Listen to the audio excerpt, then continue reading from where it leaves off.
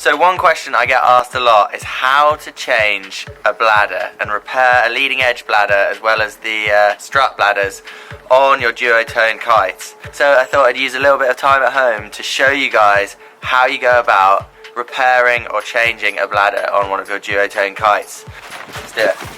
Right, so the first step is to diagnose which bladder actually has a leak. Because all DUOTONE kites have one pump system, you need to ascertain whether it's one of the struts or whether it is the leading edge that has the puncture. Firstly, it's how to take your bladder out. This is the same whether it's the leading edge or whether it's one of your strut bladders, just with a few minor differences.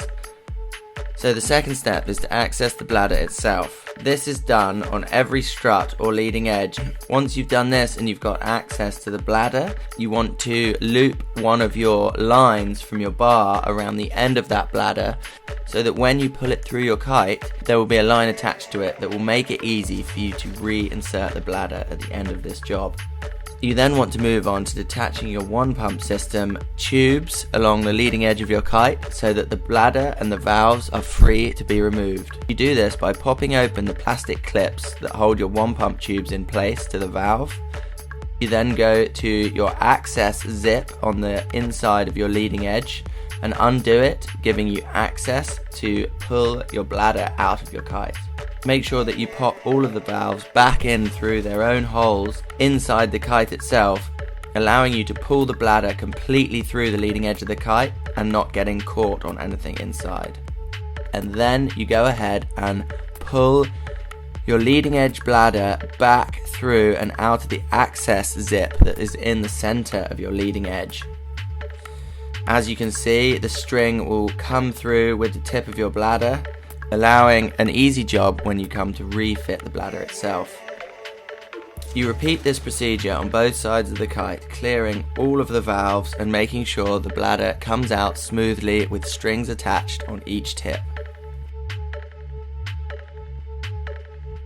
So once you've done that, a good tip is to totally remove your one pump extension tubes and then reattach them again once the bladder is outside of your kite so that it shuts the valves themselves off, allowing you to inflate the bladder in order to find the hole or damage that you need to repair. The best way to do this, I find, if you don't have a swimming pool, is to get a large bucket of water big enough for you to bend the bladder into so that you can hold it underwater and check for any bubbles coming out. This will make it easy for you to spot any damage or punctures in the bladder itself. Once you've found the hole and damaged areas, you want to get your puncture repair kit that comes in the front of every DUOTONE kiteboarding bag. Use the sandpaper provided in the puncture repair kit to rough up the rubber on the leading edge before you put the sticker on, and then attach the patch themselves and allow it some time to stick over the repair. It's always good practice to assume that there's more than one hole, so make sure you go back and test the repair once you've done it to make sure that there are no extra leaks. Now we're back to reinserting the bladder into the kite. You want to make sure that the bladder is as dry as you can get it, and a good tip is to use talcum powder to put it back into your kite. It will make the bladder a lot easier to slide into the kite and reduce the risk of getting a bladder twist. Lay the kite out on the floor flat and lay the bladder on top of it. And then you want to fold the bladder up on top of itself so that when you pull it back through, it's not going to be creating any twists in the material. Once you're happy with the layout of your bladder and everything's good to go to pull it back through, reattach the strings and then simply pull the bladder back through the kite, making sure that the valves don't get stuck anywhere on the inside of the kite. Jiggle them around, find the valves inside the kite, reinsert them back through the holes in the leading edge of the kite itself, and then pull them through the kite so that they are set in place. Reattach your one pump tubes, clip the plastic clips back in place that holds the one pump tube to the kite or to the strut. Make sure the plastic clips are in place, and then you're ready to reinflate your kite to make sure that the bladder is not twisted and that it's reinserted correctly. Make sure you don't pump it too hard, because if you've got a twist, it will put an unnecessary force on the bladder and could cause another puncture. This is an example of a classic twist and what a twist looks like if you have reinserted your bladder wrong.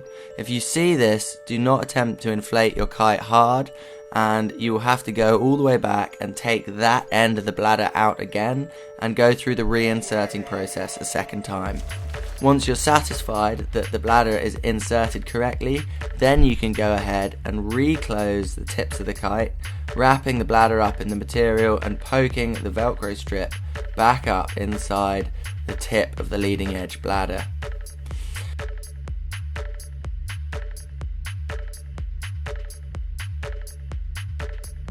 Then inflate the kite hard again and let it sit outside for a few hours whilst you make sure that it has no more punctures. There you go.